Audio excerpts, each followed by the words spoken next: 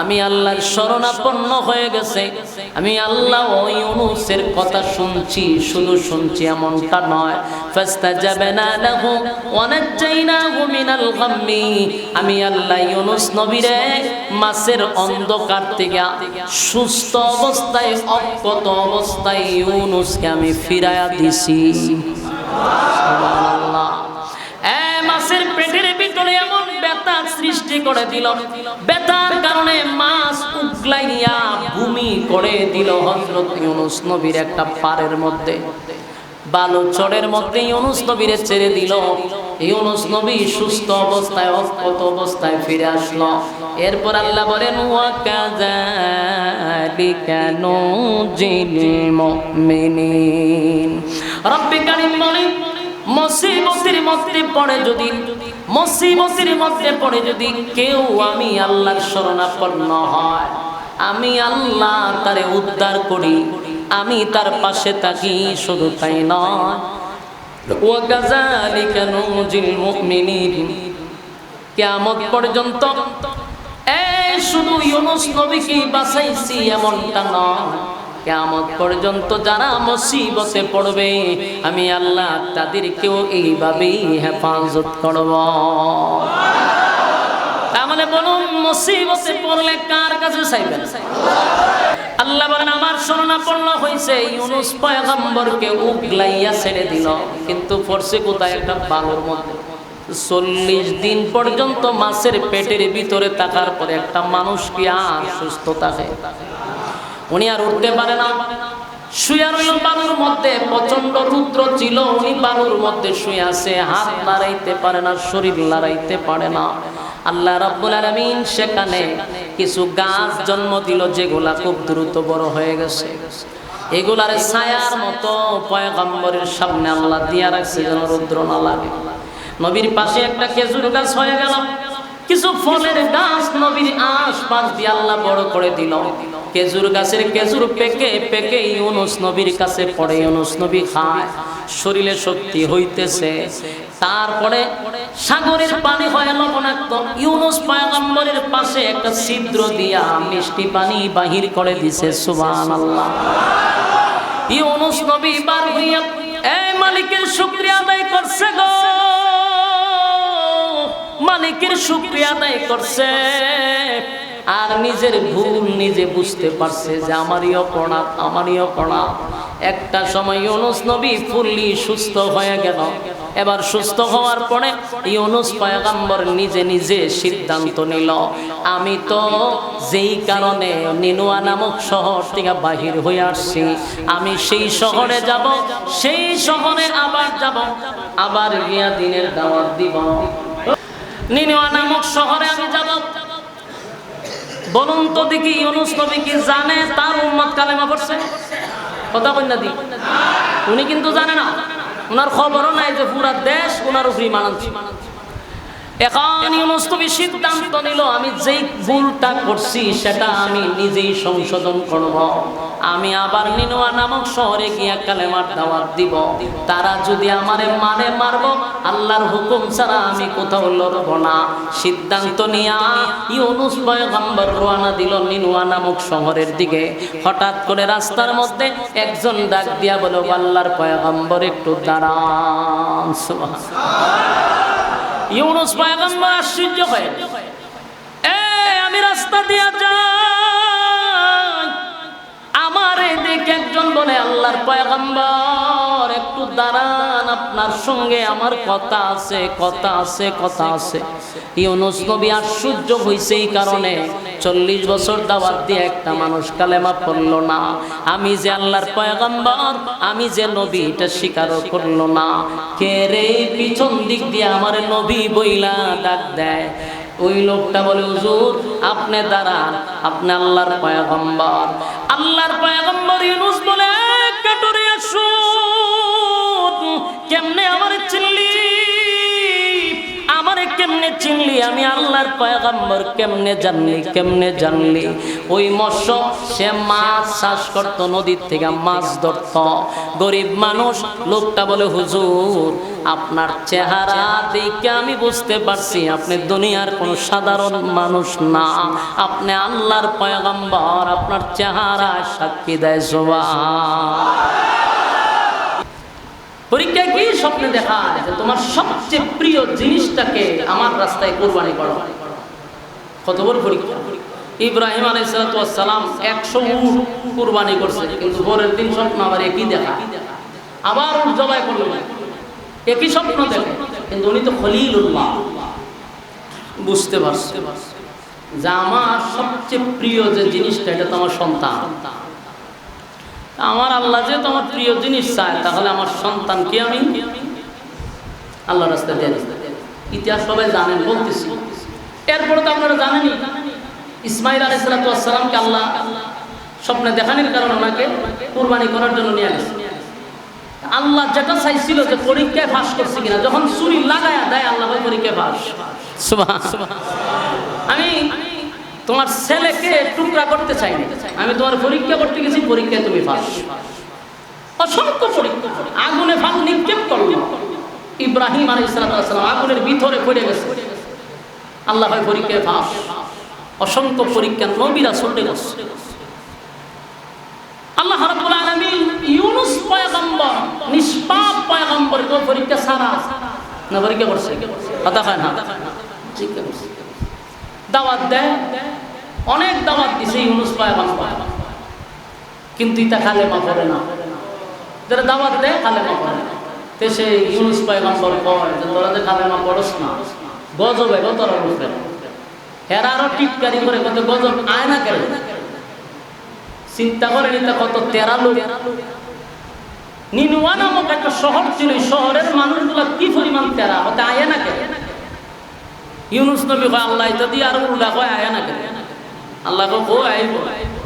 আবার কয় ইউনূস নবী 40 বছর পর্যন্ত দাওয়াত দেয়, কিন্তু কালেমা পড়ে না। শেষে বলল যে তোমার উপরে গজব আইব, হতে কোন গজব পাঠাইতো আমরা রেডি। শেষে ইউনূস নবীর আল্লাহ বলল যে জানাম নে গজব আমি দিমু, 3 দিনের ভিতরে গজব আইতেছে।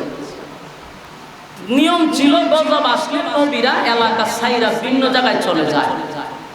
ইউনূস নবী ও তার সন্তানাদি নিয়া এলাকা ছাইরা ভিন্ন এলাকায় চলে গেছে।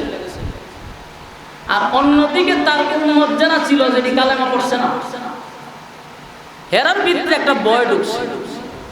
ভয় কি বলে রে, এতদিন তো ইউনূস খালি বলছে গজব আসবে আসবে আসবে, কিন্তু এখন তো দিন তারিখ ঠিক করে গেছে, কইছে 3 দিনের ভিতরে গজব আসবে। যদি আইসা পড়ে,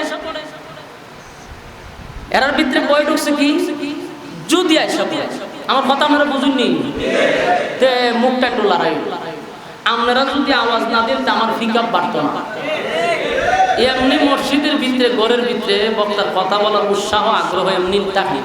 এর মধ্যে যদি আপনারা কবরস্থান বানাতে জিয়ারত করুন, আমি আল্লাহর কাছে একটু হানা কইয়েন।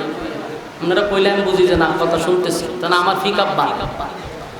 চিন্তা করে ইউনূস পয়গম্বর তার উম্মত যারা ছিল নিনুয়া নামক শহরের, এরা কয় এতদিন খালি যে গজব আসবে আসবে, আমরা তারে মারছি, টিটকারি করছি, কিন্তু এখন দিন তারিখ ঠিক করে লাইছি। এদের মধ্যে কিছু জ্ঞানী আছে, এরা কয় শোন, তেরামি তো বহুত করছি, যদি আয়া পড়ে, কহ কথা তো ঠিক, যদি আয়া পড়ে।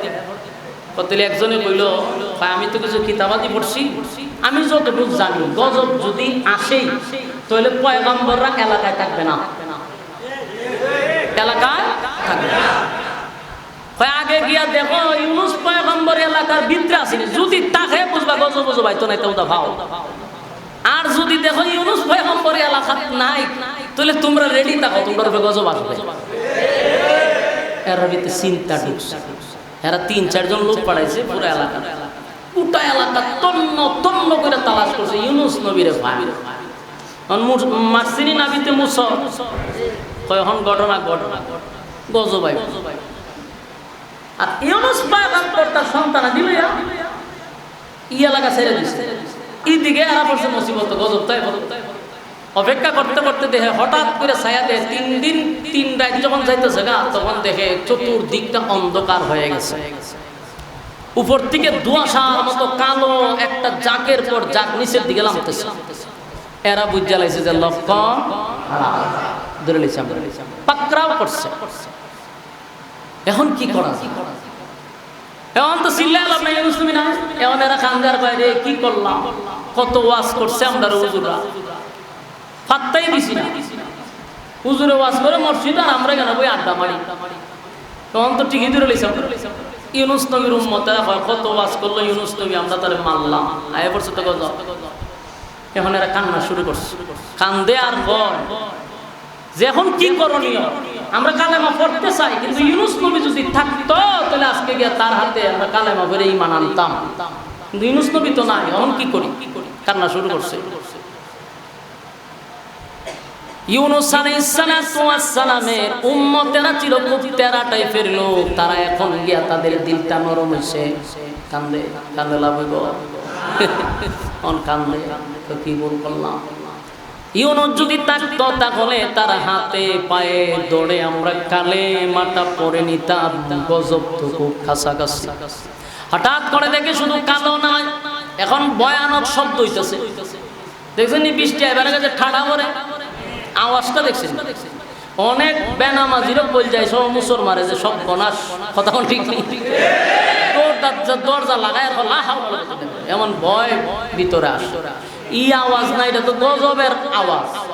এটার থেকে আরো বেশি ডাবল আওয়াজ, বিকট থেকে বিকট আওয়াজ হইতেছে, ভয়ানক শব্দ হচ্ছে। আর ইউনুস নবীর উম্মতেরা ভয়ে তরতর করে কাঁপতেছে আর কান্না শুরু করছে। এর মধ্যে একজন বলে, শোনো, ইউনুসের চিন্তা করে এখন আর কোনো লাভ নাই, কারণ আমাদের মাথার উপরে কিন্তু গজব চলে আসছে, সমানে ধ্বংস করে দিবে। আমরা যখন ইউনুস নবী নাই, তাহলে নিজে নিজে যতটুক পারি ইউনুসের রবের উপরে আমরা ঈমান আনব।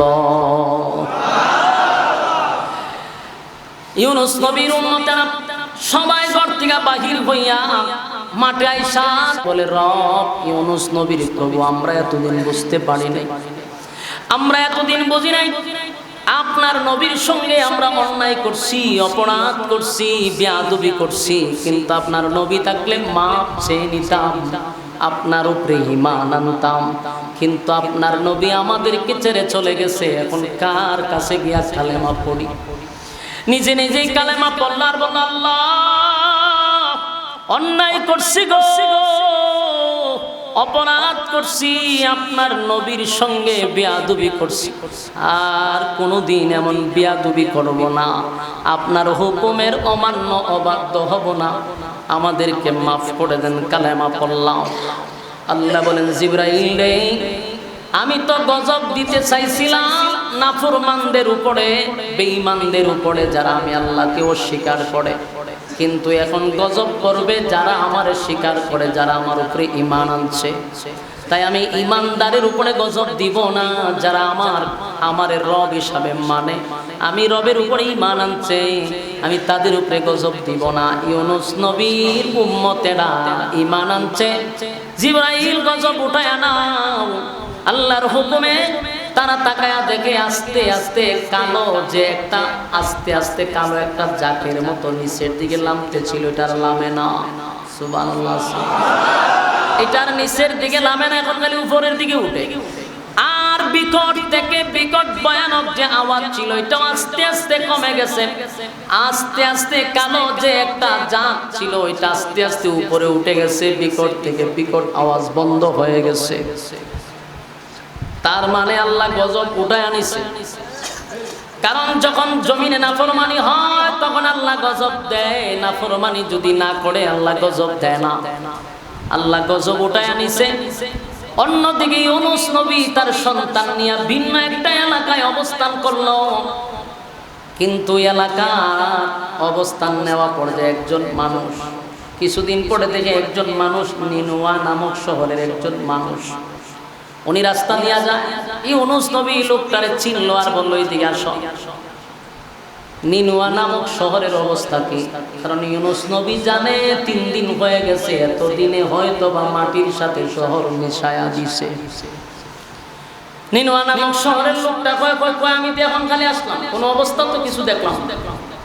ইউনূস নবী কয় কোনো গজব টজব আসে নাই? না। শহর কি ধ্বংস হয় নাই? বলে না। ইউনূস নবীর মাথার উপরে একটা টেনশন চলে আসলো। আল্লাহ নিজের মুখে বলল গজব দিয়া তাদেরকে ধ্বংস করবে। আমিও সরে আসলাম, কিন্তু এখন তারা ধ্বংস হইল না। তারা ধ্বংস হইল না। আল্লাহ কইছে ধ্বংস হয়ে যাবে, তো ধ্বংস যে হইছে না। আমি যারা কইছি গজব দিয়া ধ্বংস করবে, এরা তো ধ্বংস হইছে না। আমার গেলে তারা বাইরে মেরে লিখে। কারণ এরা যে তেরা এরা যখন কইতাম গজব আসবে, তখনই আমারে দৌড়াইতো, আমার উপরে নির্যাতন করত, আমারে কালেমার দাওয়াত দিতে দিত না। আর আমি তাদেরকে দিন তারিখ বইলাছি গজব আসবে। এখন যে গজব আসে নাই, তারার কাছে যদি আমি যাই, আমারে বাইরে মেরে লিখে। ইউনূস নবী আর আল্লাহর হুকুমের অপেক্ষা করলেন না, সাথে সাথে সিদ্ধান্ত নিল এই এলাকায় থাকবো না, দেশ ছাইরা আমি বিদেশ চলে যাব। কিন্তু ওই যে লোকটা নিনওয়া নামক শহর থেকে আসে, হেও কিন্তু ঘটনা ভাঙ্গিয়া গেছে না, কারণ জানেই না।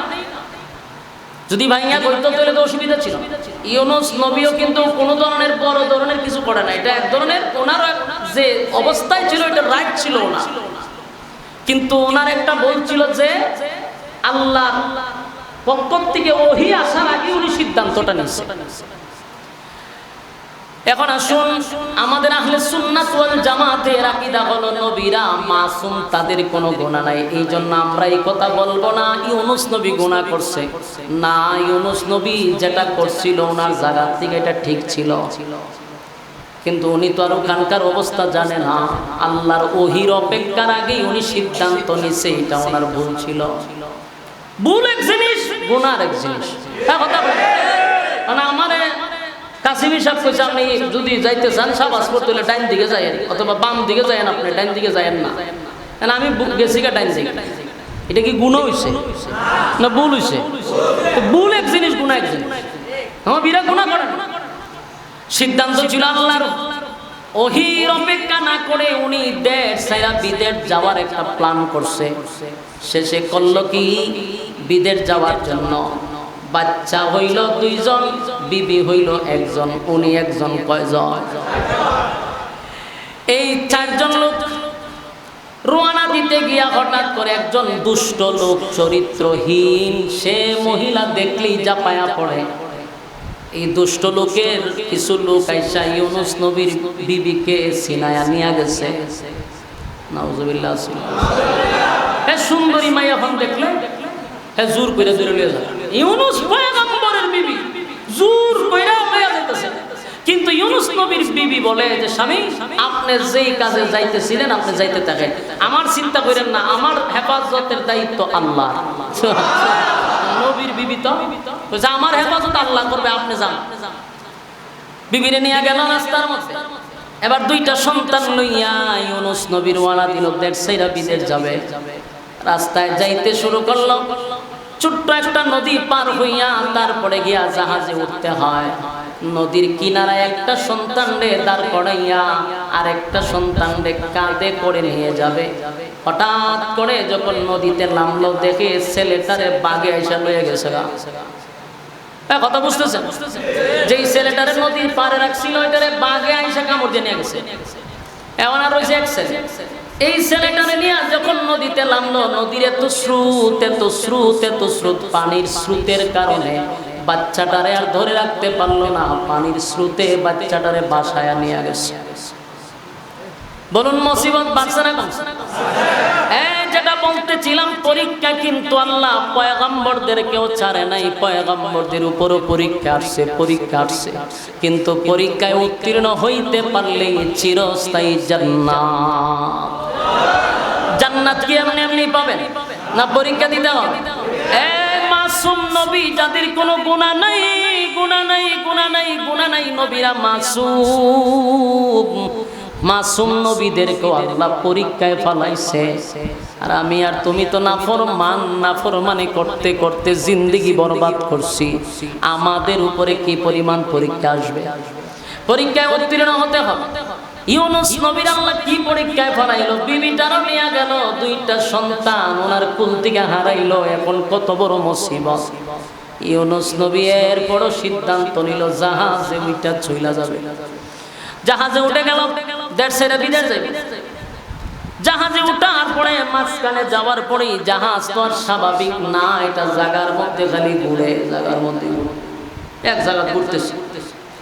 জাহাজের মানুষ বা ঘটনা কি, এই রাস্তা দিয়ে কত যায় যাত্রী নিয়ে, কোনোদিন এমন হয় নাই আজকে জায়গাতেই ঘুরতেছে, লক্ষণ বড় খারাপ। এদের মধ্যে একজন বলে, নিশ্চয়ই এই জাহাজের মধ্যে কোনো অপরাধী আছে যে মালিকের অর্ডার ছাড়াই কেউ চলে যাইতে চায়। ইউনুস নবীর মনে মনে জানা আসেনি।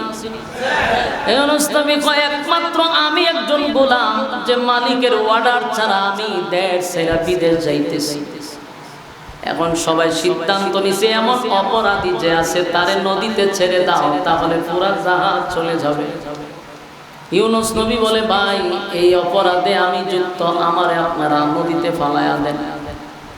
জাহাজের সব মানুষ ইউনুস নবীর দিকে তাকায় আশ্চর্য হয়ে গেছে, কারণ এটা সাধারণ মানুষের চেহারা না, এটা পয়গম্বরদের চেহারা। নবীদের চেহারা কত সুন্দর, সুবহানাল্লাহ আছে। কিতাবে লেখছে যেই জামানায় যেই নবীর আল্লাহ পাঠাইতো, ওই জামানায় নবীর থেকে সুন্দর আল্লাহ কাউরে বানাইতো না।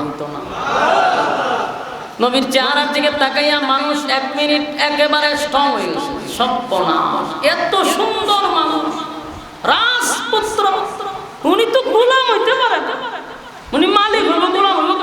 আর ইউনুস নবী তো জানে যে কোন মালিকের কথা বলছে, মানে এরা তো বিধর্মী। ইউনুস নবী কয়, আমি গোলাম, আমি মালিকের অর্ডার ছাড়া দেশ ছেড়ে বিদেশ যেতেছি, আমার তাড়াতাড়ি নদীতে নিক্ষেপ করো, তাহলে তোমরা বাঁচবা। এরা হুজুর সব বনাশ করে নিচ্ছে। এই মুহূর্তে যদি আমরা নদীর ফলাইয়া দিই, তাহলে এখন তো পানির উপর দিয়া ঘুরে আপনারা ফালাইলে এটা পানির নিচে তা করবো। এরকম কামের লোকরে আমরা ফালাইতে পারতাম, আমনে আসেন দিকতে আমরা বাচ্চা আছি, সুতরাং আপনারা ফালাইবে। হেরা কোনোভাবে ইউনুস নবীর কথা মানতে রাজে না। চেহারা সুন্দর, দেখতে বুজুর্গ, এমন লোকরে আমরা কেমন নদীতে নিক্ষেপ করি? না না না, সব বনস করি, আপনারা বলা নেই। এরা তিন চারজন রেখে হয়, তুই লাভ তোরে গোলামের মতো লাগে, তোরে ফালাই দিবা নি। এখন এটা কি মগের মূল্য কি জোরজার মূল্য ফাইজলামি পাইছ বেটা? কারণ কেউ আর রাজি হয় না। রাজি জন বলে কেউ তার নদীতে পড়তে রাজি না। মরণ লাগে তো সবাই একসাথে মরবো, দুই সাইড যদি মরা জায়গা আমরা তো বেঁচে গেলাম বলে। কেউ কি ইচ্ছা করে মরতে চাইব? কথা হয় না ঠিক? পরে লটারি মারো, হয় এটা ঠিক, লটারি দিতেছি, যার নাম লটারিতে উঠবো, তুমি নিজের নিজে বুঝাইবা যে এটা আমার কপালের দোষ। কি এর দোষ?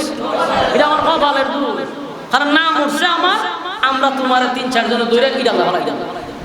তোমরা মাননীয় বলে কিতা করো, এটা কপালের দোষ, মাইনে নিলাম। এরা লটারিতে রাজি হয়েছে, কারণ কপালের দোষ। লটারি যখন টানছে, প্রথম নাম হয়েছে ইউনুস নবীর নাম, নাম হয়েছে ইউনুস নবী। ও বলে হুজুর কিতা লক্ষণ দিয়ে খারাপ, হুজুর আপনার নাম দিয়েছে। আমি তো প্রথমেই বুঝলাম যে ভাই আমি অপরাধী। না না না, ভুলে আসে, আপনারা ভালানো যাবে না। আবার লটারি টান দিছে, আবার টান দিছে, বলে আবার ইউনুস নবীর নাম। তখন এরা ছায়ার হুজুর কি করতাম করছে, আপনিও পড়তে চান, লটারি তো আপনার নাম না, আমরা তো জানি, আমরা ভয় লাগে আপনারা ভালাইতে না, এটাও ভুলে আসে। আবার আবার দিল, আবার ইউনুস নবীর নাম। এইভাবে 10 বার দেওয়ার পরে ইউনুস নবীর নামই উঠে। শেষে হুজুর কপালের দোষ। শেষে কি কপালের দোষ কিতা করবেন? আমরা বহুত চেষ্টা করছিলাম আপনারা না ভালাইবার লেগে। হুজুর আমরা আপনার কাছে মাফ চাই। হুজুর সকলে দইরা ইউনুস নবীর 2 হাত ধরছে, ভাব ধরছে, হুজুর আল্লাহর রাস্তায় মাফ করে দিন, পুরাই ফালাইছে। যেই ফালাইছে দেন পরীক্ষা কারে কম ফালাইতে দেরি, আবার 3 মাস আয়া ওনারা খাই দিছে। পরীক্ষা কিতা বুঝছেন? একজন নবীর উপরে কত মুসিবত যাইতেছে, 3 মাস আয়া আবার ওনারা খাই দিল। আর যে নবীর উপর দিয়ে যেটা ঘুরতো, ঘুরাও বন্ধ। এখন এটা সোজা যাওয়া শুরু করছে। হে মাদা, 1 মাসে ইউনুস নবীরে খাই দিল। ইউনুস নবীরে খাই আটারে ফেটের ভিতরে নিছে, ফেটের ভিতরে নিচে আল্লাহ মাছ রে ভাই তুই গিলছ আমার নবীর কথাটি, হজম করার শক্তি আমি আল্লাহ তোরে দেই নাই। হজম করতে পারতে না। ইউনুস নবীর মাছে হজম করতে পারে না, ফেডের ভিতরে রেখে দিছে, এক সিল্লা ফেডের ভিতরে লাগাইছে এই অন্ধকারের ভিতরে। ইউনুস নবী চিন্তা করে গেল, মাছের ফেডের ভিতরে বইবে চিন্তা করছে ঘটনাটা কি, একটার পর একটা মুসিবত। আমার অপরাধ বুনামি করছি, কারণ আমার মালিক অর্ডার দিবার আগে যে আমি দেশ ছেড়ে বিদেশ যাইবার নিয়ত করছি, এই কারণে আমার উপরে মুসিবত আইছে, আমি তো অপরাধী। এই ইউনুস নবী এখন পড়া শুরু করছে, লা ইলাহা ইল্লা আনতা সুবহানাকা ইন্নী কুনতু মিনাজ জালিমিন। ইউনুস আলাইহিস সালাতু ওয়াস সালাম বারবার পড়তে লাগলো, লা ইলাহা ইল্লা আনতা সুবহানাকা ইন্নী কুনতু মিনাজ জালিমিন।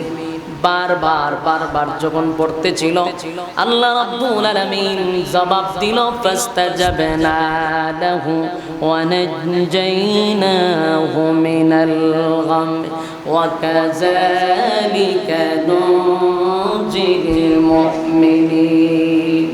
ইউনুস আলাইহিস সালাম যখন আল্লাহর শরণাপন্ন হয়ে গেল রে, আল্লাহ বলেন, আমার ইউনুস মাছের পেটের ভিতরে এত বড় একটা মুসিবতে পইরা।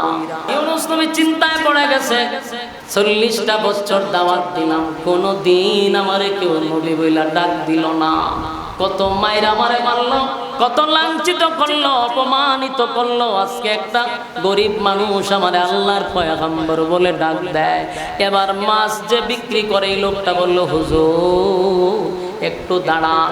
দৌড়াইয়া গিয়া হঠাৎ করে ওই মৎস্যজীবী যে মাছ চাষ করে এই লোকটা দেখে, তার কুলে একটা সন্তান নিয়ে ইউনুস নবীর সামনে বলে, হুজুর এই সন্তানটা কার? বলে, এটা তো আমার ছেলে। ওই জায়গাটা পানিতে শুরুতে বাসায় নিছে, এই সন্তানটাই না দিছে ইউনুস নবীর শরীর কনেন কুলল। ইউনুস নবী তো ছেলে দেখে অবাক হয়ে গেছে, আমার ছেলেকে তো পানির স্রোতে বাসায় নিয়ে আসছে, আমি তো তারে বাঁচাইতে পারলাম না। পানির স্রোতে আমার সন্তানকে নিয়ে গেল নদীতে, তুমি আমার ছেলেটারে কেমনে পাইলা? বলে, হুজুর আমি গেছি মাছ ধরার জন্য, আমার জালে আপনার সন্তানকে পাইছি, দেখলাম সে জীবিত, তারা চিকিৎসা করলাম, ভালো হয়ে গেছে।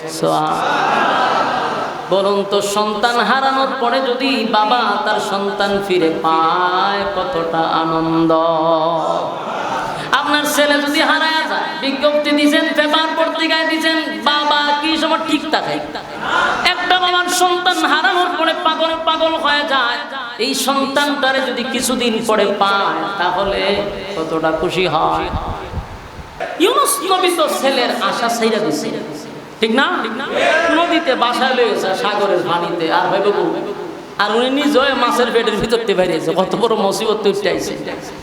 এর মধ্যে সন্তান ভাইয়া কতটা খুশি, জড়ায়া ধরছে, কান্নাকাটি করছে। এখন ছেলেরে কাঁধে লইয়া ওই শহরের দিকে রওনা দিছে। শহরের দিকে যায়, ছেলেটারে কাঁধে লইয়া লইয়া যাইতেছে। কিছুক্ষণ পরে দেখে পাহাড়ের উঁচু টিলার থেকে একজন কাটুরিয়া সারাদিন কাঠ কাটে, কি দাও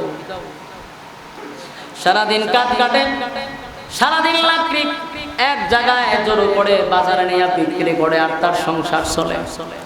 এমন একজন ব্যক্তি হঠাৎ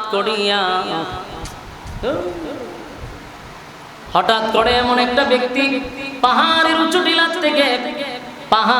উঁচু টিলার থেকে পয়গম্বর ইউনুস আলাইহিস সালাতু ওয়াস সালামকে ডাক দিয়া বলে, ও আল্লাহর পয়গম্বর, আপনি একটু দাঁড়ান, আপনার সঙ্গে কথা আছে। আসেনি সুবহানাল্লাহ। পয়গম্বর ইউনুস আলাইহিস সালাতু ওয়াস সালাম আবার অবাক হয়ে গেল, পাহাড়ের উঁচু টিলার থেকে কে রে আমারে পয়গম্বর বলে ডাক দেয়, কে আমারে পয়গম্বর বলে ডাক দেয়। আশ্চর্য হয়ে গেল, আশ্চর্য হইয়া উনি তাকায়া দেখে একজন কাটুরিয়া পয়গম্বর ইউনুসকে ডাক দেয়া, হুজুর আপনি দাঁড়ান। ইউনুস পয়গম্বর বলেন, কাটুরিয়া তুমি আমার আমাকে কিভাবে চিনলা, আমি যে আল্লাহর পয়গম্বর, তুমি কেমনে জানো? বলে হুজুর আমি বলতেছি আপনি দাঁড়ান। কিছুক্ষণ পরে কাটুরিয়া কথাগুলি একটু মনোযোগ দিয়ে শুনেন। শুধু বলছিলাম যে পরীক্ষা, ইয়াদ রাখবেন কি পরীক্ষা নিয়ে কথা চলতেছে। পরীক্ষা থেকে কেউ রেহাই পায় না। আমরা পরীক্ষা ছাড়া জান্নাত পাবেন না। নবীদের ক্ষেত্রে যেহেতু পরীক্ষা হয়েছে, এখন যে বিষয়টা বলতেছিলাম, ইউনুস পয়গম্বর একজন আল্লাহর পয়গম্বর, ঠিক না? উনি প্রথম রাস্তা দিয়া যায়, ওনার এক সন্তান ফিরাইয়া দিছে। এখন কান্দলিয়া যায় আরেক লোক সারাদিন পাহাড়ে লাকড়ি কাটে, এই লোক এখন ইউনুস পয়গম্বর উনি তার সন্তানকে কাঁধে নিয়ে রওনা দিছেন নিনুয়া নামক শহরে। আবার আরেক লোক ডাক দেয়, হয় আল্লাহর পয়গম্বর আপনি একটু দাঁড়ান। ইউনুস পয়গম্বর ঘটনাটা বুঝলাম না। 40 বছর আমি দাওয়াত দিলাম, একটা মানুষ আমারে পয়গম্বর বলে ডাক দিল না। এখন আমি আইলাম আরেক জায়গার থেকে এতদিন পরে, এখন আমারও বলে নবী হয়ে ডাক দেয়। ঘটনা কি? কাঠুরিয়া দেখে কতক্ষণ পরে তারপর ছেলেটার লইয়া এসে কাঠুরিয়া বাঘে লইয়া গেছে। বাঘে যে লইয়া গেছিল, এই ছেলেটারে লইয়া ইউনুস নবীর সামনে একা রইছে। ইউনুস নবী বলেছে আমার ছেলে। আমরা বললেন কেন? হয় এটা আমার কাছে বাঘে দিয়া গেছে। সুবহানাল্লাহ আসেনি? বাঘে দিয়া গেছে। বাঘে দেওয়ার পরে হয় আমি যে আপনি আল্লাহর পয়গম্বর এটা আমি জানতাম না, তবে আমি বুঝলাম কিভাবে? বুঝছি যে এই ছেলেটা যা, সে সাধারণ কোনো মানুষ না, সাধারণ লোক না। বাঘে আমার কাছে কয় এটা আল্লাহর পয়গম্বরের সন্তান। সুবহানাল্লাহ, এটা আল্লাহর পয়গম্বরের, সাবধান বেয়াদবি করিস না, ওনার কাছে আবার ফিরাইয়া দিবি। এখন এই লোক বলে, তখনই বুঝতে পারছি। আর আমি চিনছিলাম আপনার খান্দজ একটা লইয়া ঘুরতেছে, এটা যে এটার বাই চেহারা দিকে বুঝছি, বাইরে বাইরে চেহারা মিল দেখা না, আমি দেখে বুঝছি যেটা আপনার। পরে বড় ছেলেরে ফিরাইয়া দিল। 2 ছেলে পাইয়া ইউনুস নবী খুশি না বেজা? এখন আসুন, ইউনুস পয়গম্বর 2 ছেলে পাওয়ার পরে খুশি না বেজা? এখন 2 ছেলেরে লইয়া বাপে আবার যাইতেছে রাস্তা দিয়া। কিছুক্ষণ পর যাওয়ার পরে কিছু বকাটে ছেলে আয়া ইউনুস নবীরে গেল দিয়ে, হুজুর দাঁড়াই, আপনি আল্লাহর পয়গম্বর, আমরা আপনার সাথে বেয়াদবি করবো না, আপনি দাঁড়ান। ইউনুস নবী আরো আশ্চর্য হইতেছে যে ঘটনাটা কি। যে হানু যে গেলে আমার নবী হয়ে ডাকলে, এরা তো বকাটে, এরা তো এইভাবে সুন্দর আচরণ করার তো কথা না। ভাই আপনি দাঁড়ান কইয়া কিছুক্ষণ পরে ওনার বিবিরে লই আইছে সামনে। তখন বিবিরে ভাইয়া তো আরো খুশি। 2 ছেলে হারাইছিল, আল্লাহ ফিরাইয়া দিছে। বিবিরে নিয়ে গেছিল এক জালেমে, সেও আইন আবার বিবিরে ফিরত দিছে। তখন বললো যে তোমার যে সে নিয়ে গেছিল কোনো ক্ষতি করে নাই? বলে যে নিছিল হ্যাঁ চরিত্র ভালো না, এর চরিত্র খারাপ, তবে আমার সাথে সে কিছু করতে পারে নাই। এ যে আমার করতে চাইছে না এমনটা না, কয়েকবার চাইছে আমার ধরতো, আল্লাহ হাত প্যারালাইসিস করে দিছে। ধরতো হাত প্যারালাইসিস হয়ে যাচ্ছে, আবার তওবা করে আর জীবনও ধরতাম না, ভুল করে লেছি, আল্লাহর রাস্তায় মাফ করে দেন। মহিলা মানুষ দিল নরম, আল্লাহ মাফ করে দেন, মাফ করে দিছে, রাত বলেছে, কিন্তু চরিত্র তো খারাপ। 2-3 দিন পরে আবার যায় ধরতো, আল্লাহ আবার দেয় প্যারালাইসিস করে, আবার শিক্ষা দেয়, কান্দে, আবার উনি দোয়া করে, আল্লাহ আবার হাত ভালো করে দেয়, কিন্তু কুত্তার লেজ তো সোজা হয় না। 3 বারের মাথায় এরপরে ইউনুস পয়গম্বরের বিবি বলে যে ঠিক আছে তুই এইভাবেই তা, তুই লড়াচড়া করিস না, তোর খাচ্ছ বালা প্যারালাইসিস অবস্থা ফিরে রয়েছে। ইউনুস নবীর হাতে ফিরাইয়া দেওয়ার পরে তার হাতের প্যারালাইসিস ভালো হয়েছে। সুবহানাল্লাহ। তাহলে বিবিও পাইল, সন্তানও পাইল। গেল নিনুয়া নামক শহরে, ভিতরে ভয় আছিল, গেলে কিছু একটা হামলা করব, কিন্তু মাইরা লাগা মারে, আল্লাহর দ্বীন কায়েম করব আমি। গিয়া দেখে এরা নবীরে ফাইয়ারা যে কি খুশি। সুবহানাল্লাহ। এরা নবী পাইছে, কারণ নবী ছাড়াই ঈমান আনছে, এখন তারা নবী পাইছে। খুশি আনন্দে ইউনূস নবীরে কত মহব্বত আর কত ভালোবাসা, নবী ভাইয়ারা বড় খুশি। আর কান্না শুরু করছে যে আপনারে গোটা নিনুয়া নামক শহর তালাশ করছি, গলিতে গলিতে আপনারে তালাশ করছি, আমরা আপনারে পাই নাই, আপনি আমাদের মধ্যে আসছেন। এরা শুকরিয়া স্বরূপ আল্লাহর কুদরতি পায়ে সেজদা দিছে। বলুন তো দেখি, ইউনূস নবীরও কি আল্লাহ পরীক্ষা ছাড়া ছাইড়া দিছে? কথা বলো, এই পৃথিবীটা পরীক্ষার হল, নবীদেরকেও আল্লাহ পরীক্ষা করছে। আর আপনার আমি, আমাদের উপরে পরীক্ষা। পরীক্ষাগুলো অনেক ধরনের হতে পারে। কাউকে আল্লাহ সম্পত্তি দিবে, কোটি কোটি টাকা তার থাকবে। কথা বল, পরীক্ষা খালি আপনি এটা ভাববেন না যে আপনি রিক্সা চালান, আপনার আল্লাহ পরীক্ষা দিছে, এমনটা না। কোটি কোটি টাকা দিয়েও আপনার আল্লাহ পরীক্ষা করবে। নেতা বানাইবে, বড় পদ দিব আপনারে, উবাইদুল কাদেরের মতো পদ দিয়া দিব, এটা দিয়েও কিন্তু আল্লাহ পরীক্ষা করে। হ্যাঁ, এটা দিয়েও পরীক্ষা করে। তো পরীক্ষা করলে পরে আপনি তো পরীক্ষা বুঝতেছেন না। টাকা পাইয়া হয়, দেখছো আল্লাহ আমারে কত মায়া করছে, আমারে কি পরিমাণ টাকা দিছে, আমারে কত সম্মান করছে। হে কর যে আল্লাহ আমার প্রতি কেউ দোয়া আছে, আমার এই পরিমাণ টাকা দিছে। আরে বেটা, তোর টাকা দিয়ে আল্লাহ পরীক্ষা করতেছে, তুই পরীক্ষা করছস, তুই টাকা কোন দিকে খরচ করস, কি করতেছস, মালিক তোর টাকা দিয়ে পরীক্ষা চালাইছে। আবার কাউকে আল্লাহ এক বেলা খায় আর এক বেলা খাইতে পারে না, এই অবস্থায়ও তারে পরীক্ষা চালাইছে। তুমিও পরীক্ষা, টাকাওয়ালারও আল্লাহ পরীক্ষা চালাইছে। বুঝতে হবে আমরা সকলেই একটা হলের ভিতরে আসছি পরীক্ষা দিতে। রেজাল্ট আউট হবে হাসরের মাঠে, সেদিন বোঝা যাবে। হাসরের মাঠে তিনটা মুহূর্ত হবে ভয়ানক। এর মধ্যে একটা হইল যেদিন রেজাল্ট দিব, যদি ডাইন হাতে দেয় কপাল বালা, বাম হাতে দিলে কপাল পড়ছে। বাম হাতে অথবা ডান হাতে, যখন বাম হাতে পাইবেন বুঝবেন যে কপাল আপনার মুসিবত আছে। রেজাল্ট পাওয়ার পরে সে বুঝবে যে আমার লক্ষণ বালা না, লক্ষণ। সেদিন সিদ্ধান্ত হবে আপনি জান্নাতে যাবেন না জাহান্নামে যাবেন। এজন্য আমরা সকলেই পরীক্ষার হলে আসি। আল্লাহ আমরা অনর্থক বানায় না। আফাহাসিবতুম আন্নামা খালাকনাকুম আবাসাও ওয়া আন্নাকুম ইলাইনা লা তুরজাউন। আমি অনর্থক অকারণে নিষ্প্রয়োজনে তোমাদেরকে বানাইছি না। কেন বানাইলাম? ওমা খালাকতুল জিন্না ওয়াল ইনসা ইল্লা লিয়াবুদুন। আরে মানব দানব বানাইছি ইবাদতের জন্য। বলুন কিসের জন্য? তাহলে আমরার উদ্দেশ্য কি? আল্লাহর ইবাদত বন্দেগী করা। আমাদের পরীক্ষা চলতেছে, পরীক্ষায় উত্তীর্ণ হওয়া। কথা কোন ঠিক নেই? সর্বহালতে আমরা বুঝে নিব যে এটা আমাদের উপরে পরীক্ষা শুরু হয়েছে। আল্লাহ আমাদেরকে পরীক্ষায় উত্তীর্ণ করুক, সকলে বলে আমিন। আমাদেরকে এই পরে হলের ভিতরে সুষ্ঠুভাবে আল্লাহ যেন আমাদেরকে পরীক্ষাটা দেওয়ায়, আমরা যেন সুষ্ঠুভাবে পরীক্ষা দিতে পারি। কথা কোন ঠিক? 3 ঘন্টা সময় বলতে কি বুঝলেন? ওয়াল আসর, সময়ের কসম। মুফাসসিরিনে কেরাম সময়ের ব্যাখ্যা করতে গিয়ে অনেকগুলো অর্থ, কেউ বলে কালের কসম, সময়ের কসম, আসরের কসম, কিন্তু মূল ব্যাখ্যা হলো যে সময়টা বলছে এটা তোমার হায়াত নিয়ে কসম করছে।